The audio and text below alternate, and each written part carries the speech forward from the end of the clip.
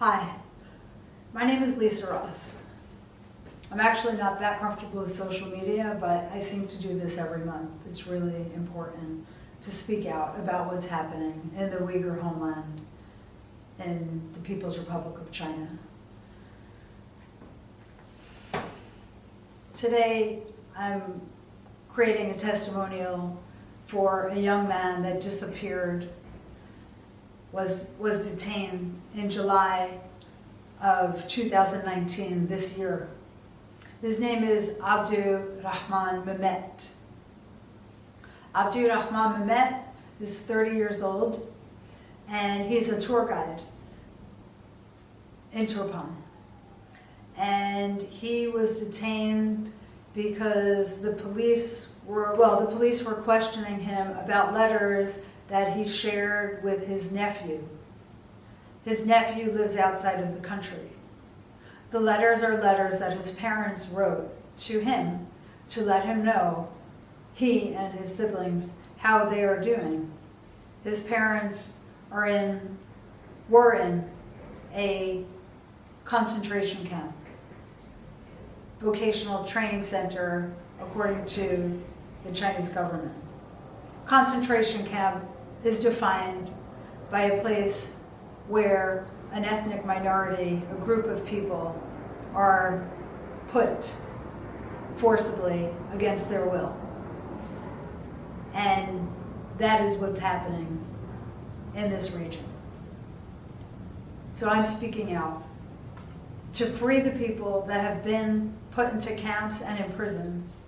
And today I'm speaking specifically about Abdur Rahman Mehmet. I never had the pleasure of meeting him. I have a picture of him.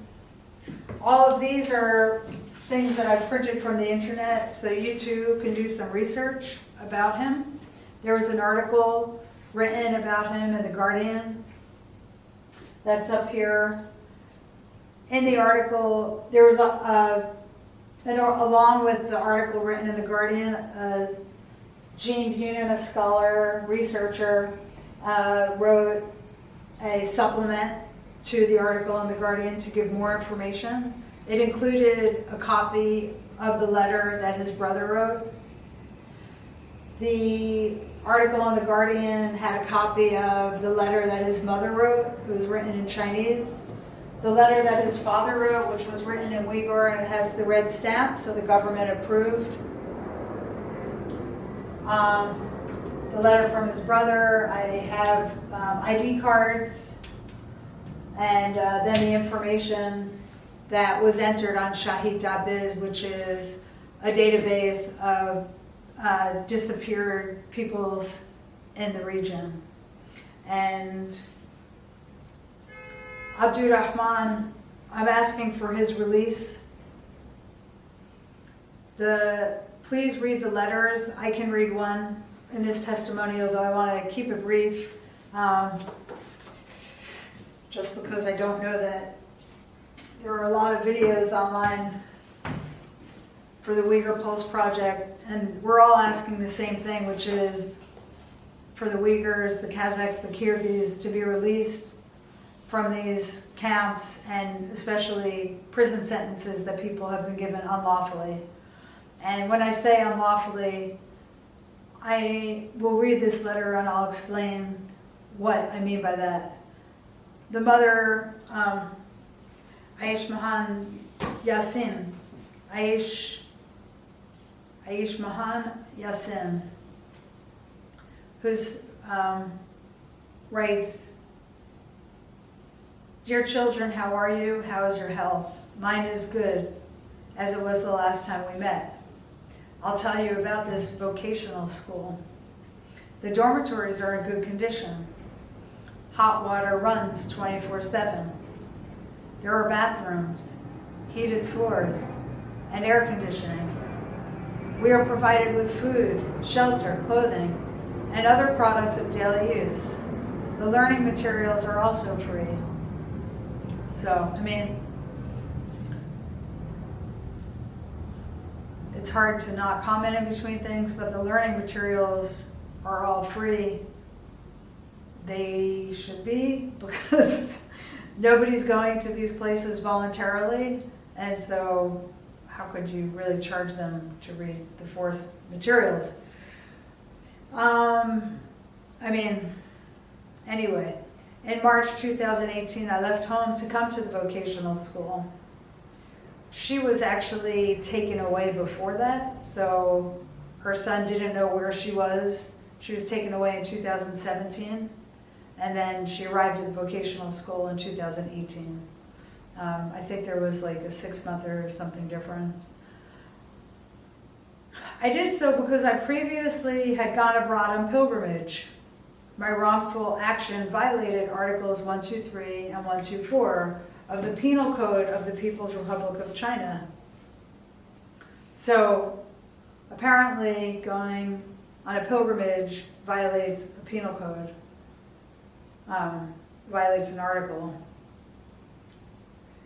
According to the law, I was to be given a sentence ranging from 5 to 10 years in prison. However, the party and the government were merciful, and I was merely sent for vocational training. The care that I received from my teachers made me understand that my actions in the past were wrong. I am regretting what I did. So she's regretting that she went on a pilgrimage. I let the party and the government down. I let society down. My past actions undermined social stability. The lectures I attended at the school enlightened me about the cancerous nature of extremist religious ideology with regards to the prosperity of the people. So I don't know if they're equating going on a pilgrimage to extremist religious ideology, but millions of people go on pilgrimages to Mecca that are not espousing extremist religious ideology. So the narrative that the Chinese government has put out is that the Uyghurs are terrorists and have thinking of terrorists or have extremist behaviors. It's often as simple as praying. And as you'll see, his brother wrote a letter to his wife stating, I'm just digressing for a minute, stating that he was brought to these camps because his father gave him religious study when he was a young boy, and he didn't realize that was breaking the law as well. So she writes that it hampers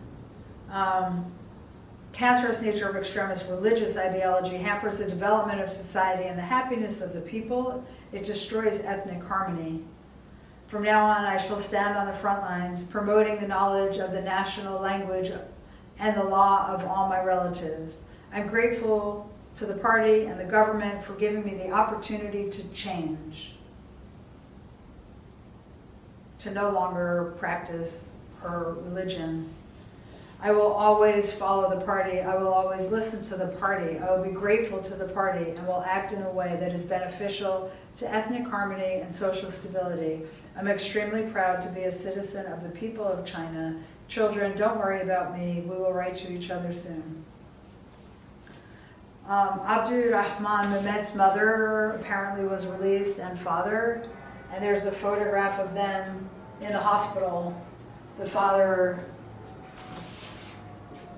doesn't look well.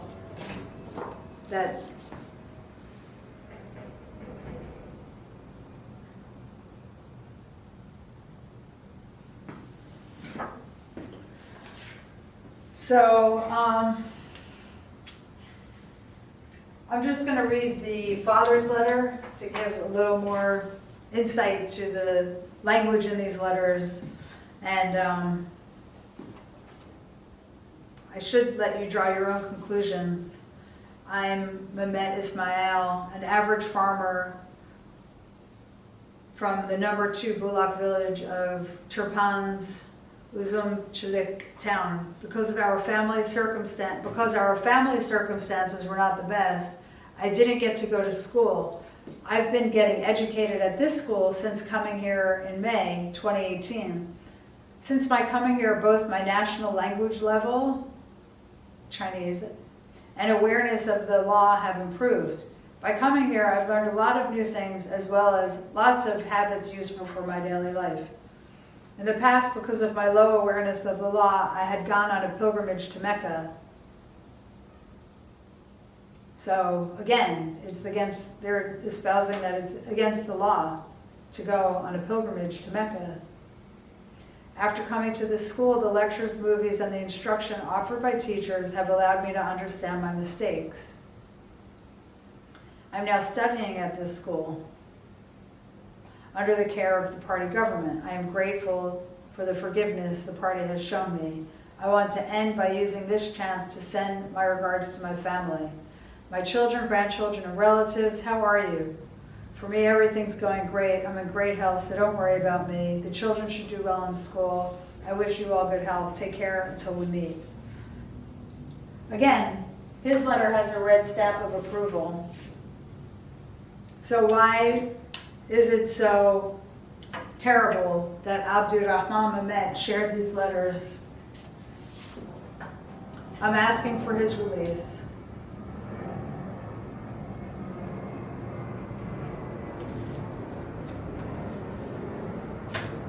Thank you.